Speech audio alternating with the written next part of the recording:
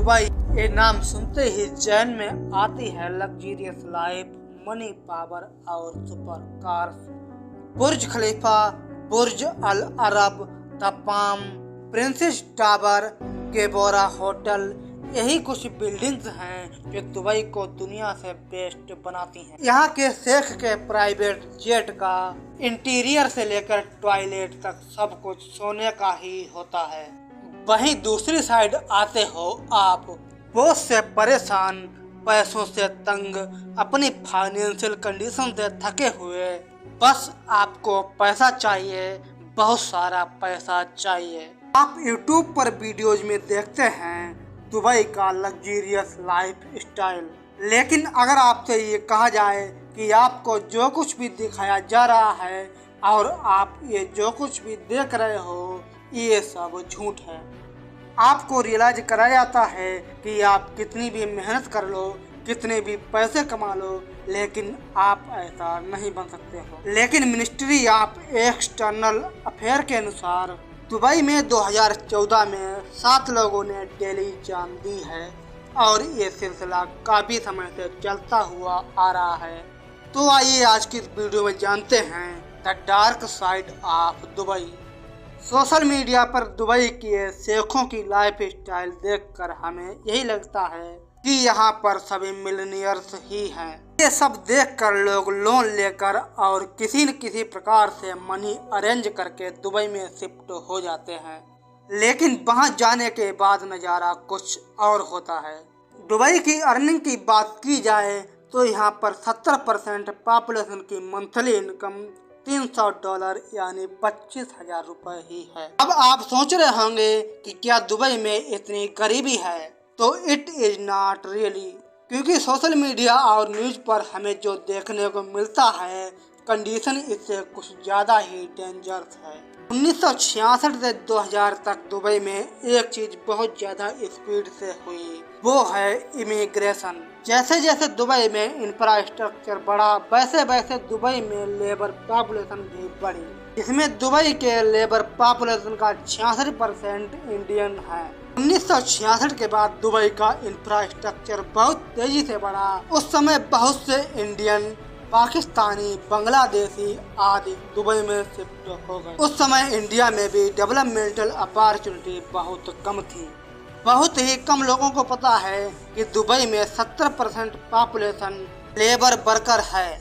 जो लोग in workers को दुबई ले जाते हैं वो इनसे एक बड़ा अमाउंट चार्ज करते हैं, और जिन वर्कर्स के पास पैसे नहीं होते हैं वे लोन लेते हैं, गहने गिरवी रखते हैं और उनको रुपए देते हैं। उसके बाद उन वर्कर्स से वीजा के नाम पर भी पैसे लिए जाते हैं। उसके बाद जब यही वर्कर्स दुबई पहुंच जाते हैं तब होती है असली गेम की शुरुआत। सबसे पहले उन वर्कर्स का वीजा सीज किया जाता है। उसके बाद इन वर्कर्स से 45 से 49 डिग्री सेंटीग्रेड के टेम्परेचर में 14 घंटे काम कराया जाता है, और इसी के साथ इन वर्कर्स को दिन के आधार पर पेमेंट दिया जाता है। कहने का मतलब है कि जितना काम करोगे उतना ही पैसा मिलेगा। अगर कोई वर्कर किसी दिन बीमार हो जाता है तो उस दिन उसे पेमेंट नहीं मिलेगा। इसी के साथ जो वर्कर्स नए आए हुए होते हैं उनको पैसे नहीं दिए जाते हैं। सबसे ज़्यादा डिफिकल्ट है यहाँ का रहन सहन। दुबई में लेबर कैंप एक्चुअल सिटी से करीब 40 से 50 किलोमीटर दूर होते हैं। यहाँ पर जो रूम्स होते हैं वो बहुत ही छोटे छोटे होते हैं और एक रूम में 8 से 11 लोग रहते हैं, और इतनी गर्मी में इन वर्कर्स को केवल एक ही पंखा दिया जाता है। और सबसे डिफिकल्ट और हैरानी वाली बात ये है कि जो भी वर्कर्स दुबई आते हैं वो किसी न किसी प्रकार का लोन लेकर आते हैं, और जब तक इनके पास पर्याप्त रुपए नहीं हो पाते हैं तब तक ये अपने देश वापस नहीं आ पाते हैं। वर्कर्स दुबई में फंस जाते हैं और वे यही सोचते हैं कि किसी न किसी प्रकार से काम करके उनके पास इतने रुपए हो जाएं जिससे वो किसी न किसी प्रकार से अपने घर वापस जा पाएं। यहाँ की कंडीशन इतनी भयानक है कि वर्कर्स बीमार पड़ जाते हैं तो कई वर्कर्स डर के मारे सुसाइड कर लेते हैं। 10 मई 2011 को तमिलनाडु का एक वर्कर बुर्ज खलीफा की बिल्डिंग से कूदकर जान दे देता है और इससे पहले साल 2010 में 113 इंडियन वर्कर्स ने सुसाइड किया था।